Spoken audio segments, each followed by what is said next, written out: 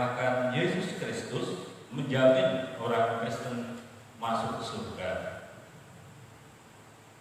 Setiap kita ketemu dengan kata dijamin, maka kata yang mengikuti adalah syaratnya. Kita dapat misalnya pinjaman uang ke bank, besar kecilnya itu bergantung dengan syarat yang kita akan ikuti. Mungkin bank itu akan meminta sertifikat rumah. Kalau sertifikatnya rumah besar dan mewah megah, maka bank juga akan memberikan dana yang besar. Tapi juga kalau rumah itu sederhana, maka bank juga akan memberikan dana pinjaman itu sesuai dengan harga rumah itu. Nah, saudaraku sekalian, begitu juga orang Kristen itu dijamin oleh Tuhan Yesus untuk masuk di surga.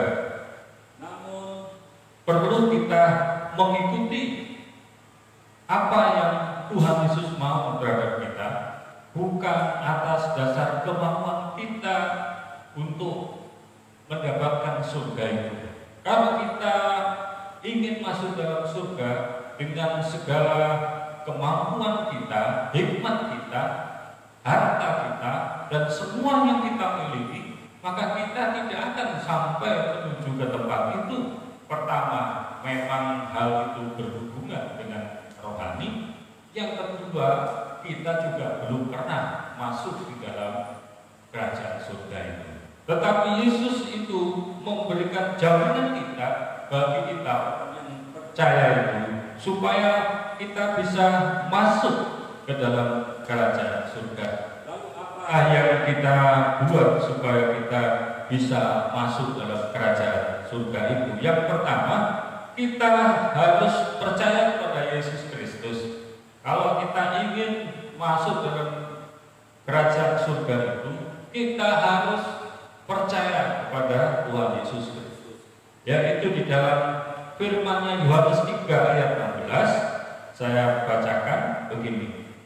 Kata firman Tuhan, karena begitu besar kasih Allah akan dunia ini, sehingga Ia telah mengaruniakan anaknya yang tunggal, supaya setiap orang yang percaya kepadanya tidak binasa, melainkan beroleh hidup yang kekal.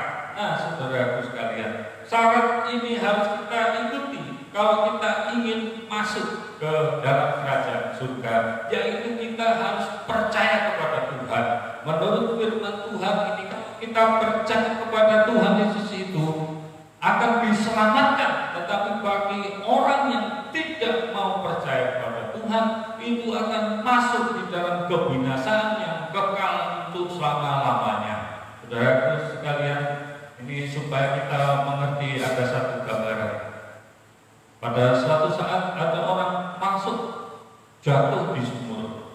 Meskipun sumurnya tidak terlalu dalam, tapi orang ini tidak bisa naik oleh karena ya memang agak tinggi menurut badannya itu. Dan di sumur itu pun ada air dan lumpur. Dan ketika dia di dalam sumur itu, orang ini berteriak, tolong, tolong aku, karena aku sedang ada dalam sumur. Nah, suatu saat ada orang yang mendengar kata-kata itu, lalu dia cari suara itu, dan ketemulah orang yang sedang jatuh dalam sumur itu berteriak, tolonglah aku, kalau kau tidak menolong aku, ya lama-lama aku mati juga. Dan orang yang sedang mendengar itu, maka dia mengulurkan tali, dan tali itu dimasukkan di dalam sumur itu. Nah, saudara-saudaraku sekalian, ada dua hal yang diperhadapkan kepada orang yang masuk dalam sumur itu. Yang pertama itu, orang ini harus percaya kepada tali yang telah diulurkan itu. Atau yang kedua, tidak mau percaya kepada tali itu untuk dia menyelamatkan dirinya. Tapi ketika dia percaya kepada tali yang diulurkannya itu, maka dia akan pegang tali itu, dan mungkin dia akan mengikatkan ke badannya, dan kemudian minta tolong tariklah tali ini. Ketika dia tarik itu, maka orang ini keluar dari sumur. Dia selamat karena apa?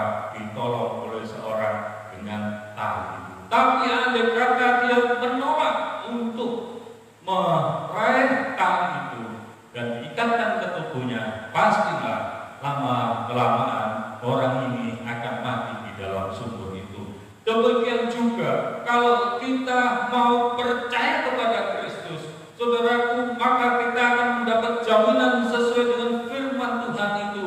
Setiap orang yang percaya kepada Tuhan Yesus itu tidak akan binasa, tetapi orang yang tidak percaya kepada Tuhan Yesus itu pasti akan masuk di dalam neraka yang kekal itu, seperti seorang yang jatuh dalam sumur tetapi dia menolak untuk menerima pertolongan orang lain itu. Nah, saudaraku sekalian, ketika orang yang keluar dari sumur itu lalu dia mengatakan apa? Aku ini sudah selamat, aku ini sudah terima kasih engkau menolong aku. Saudaraku, yang kedua ini supaya kita di dalam surga itu, maka kita itu yang kedua adalah harus firman Tuhan katakan Matius 18 ayat 3, lalu berkata, aku berkata kepadamu, sesungguhnya jika kamu tidak bertobat dan menjadi seperti anak kecil ini, kamu tidak akan masuk ke dalam kerajaan surga. Nah, saudaraku sekalian, firman Tuhan mengatakan yang kedua supaya kita masuk dalam kerajaan surga itu, yaitu kita harus bertobat. Wah, bertobat itu adalah meninggalkan kehidupan kita yang lama, perbuatan kita yang lama, suka berbuat dosa, kita tinggalkan kelakuan kita yang suka mungkin gosip atau mencurigai satu yang sama lain, atau kita mengadu sama lain, mungkin kita saling mengejek satu sama lain, berkata-kata yang tidak benar, mungkin berkata-kata jorok dan berkata-kata yang tidak benar, itu kita tinggalkan dan kemudian kita berbalik kepada Tuhan. Kalau itu yang terjadi, maka kita akan masuk dalam kerajaan surga. Seperti seorang yang keluar dari sumur, ketika keluar dari sumur, apa yang dia lakukan? Dia bersukacita, meskipun dia masih dalam keadaan yang kotor, bajunya penuh dengan lumpur dan kemudian bajunya juga basah. Nah, apakah dia yang sudah keluar lalu saking gembiranya lalu tidak perlu melepaskan baju yang kotor itu? Nah, mungkin dia ke rumah, aku sudah selamat keluar dari sumur, lalu duduk di kursi, ya, lalu kemudian tidurlah.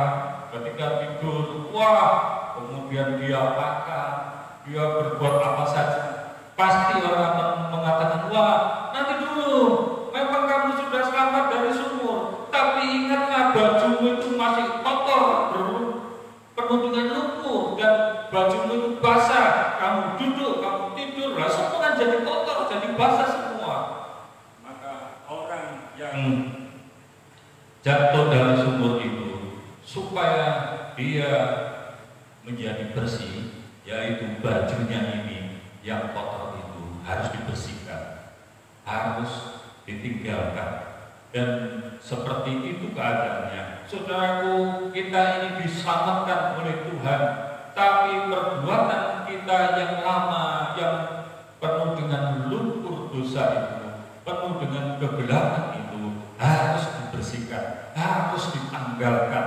Seperti seorang yang keluar dari sumur itu, meskipun selamat, dia harus membersihkan tubuhnya, ya, harus ditanggalkan itu baju yang kotor itu. Saudaraku sekalian, yang kedua, supaya kita masuk dalam kerajaan surga itu, firman Tuhan mengendaki kita, yaitu supaya kita itu hidup, supaya kita harus hidup kudus seperti kehendak Tuhan. Matius 5 ayat 8, dalam Injil Matius 5 ayat 8 berkata demikian, berbahagialah orang yang suci hatinya, karena mereka akan melihat Allah. Saudaraku, orang yang percaya Yesus memang dijamin Yesus akan masuk dalam kerajaan surga, tetapi kita harus berbuat sesuatu dalam hidup ini sebelum kita masuk dalam kerajaan surga itu. Ketika ini Tuhan menghendaki supaya kita ini bisa hidup kudus di hadapan Tuhan. Karena firman Tuhan menjelaskan kepada kita, berbahagialah orang yang suci hatinya, karena mereka akan melihat Allah. Jadi melihat Allah itu tidak sembarangan. Melihat Allah itu harus dengan hati yang kudus di hadapan Tuhan. Kita bisa melihat Allah itu oleh karena hati kita ini sudah disucikan oleh firman Tuhan. Kita bisa melihat Allah oleh karena kita ini disucikan oleh kuasa Roh Kudus yang sedang memproses hidup kita ini, supaya kita ini betul-betul suci di hadapan Tuhan. Ketika kita suci di hadapan Tuhan itu, baru kita bisa melihat Allah. Allah itu adalah Maha Suci, maka kita itu tidak akan bisa melihat Allah kalau hidup kita tidak sesuai dengan kehendak Tuhan. Di dalam Korintus 2 pasal 7 ayat 1 firman Tuhan mengatakan begini, saudara-saudaraku yang kekasih, karena kita sekarang memiliki janji-janji itu, marilah kita menyucikan diri kita dari semua pencemaran jasmani dan rohani, dan dengan demikian menyempurnakan kekudusan kita dalam takut akan Allah. Nah, saudaraku sekalian, bahwa Tuhan menghendaki kita memang harus diri kita ini menyucikan diri kita, menjauhi pencemaran jasmani maupun rohani, supaya kita bisa melihat Allah. Saudaraku sekalian, seperti orang yang tadi jatuh dalam lubang sumur itu, dia bukan saja menanggalkan bajunya yang kotor, yang basah itu harus ditinggalkan, tapi dia harus mandi. Dia harus membersihkan dirinya, dan dia harus kalau perlu dia pakai sabun yang dan keluar dari kamar mandi itu dengan baju dengan badan yang berubah, yang bersih dan bau wangi. Ya, saudara sekalian, begitu juga dalam hidup kita ini, kita harus dibersihkan sesuai dengan kehendak Tuhan, supaya kita ini suci di hadapan Tuhan, dan itu adalah kehendak Tuhan. Maka kita tidak bisa selama hidup kita ini, kita memang sudah menerima janji Tuhan bahwa kita akan masuk dalam kerajaan surga, tetapi kita tidak mau mengikuti kehendak Tuhan dan firman-Nya. Saudaraku yang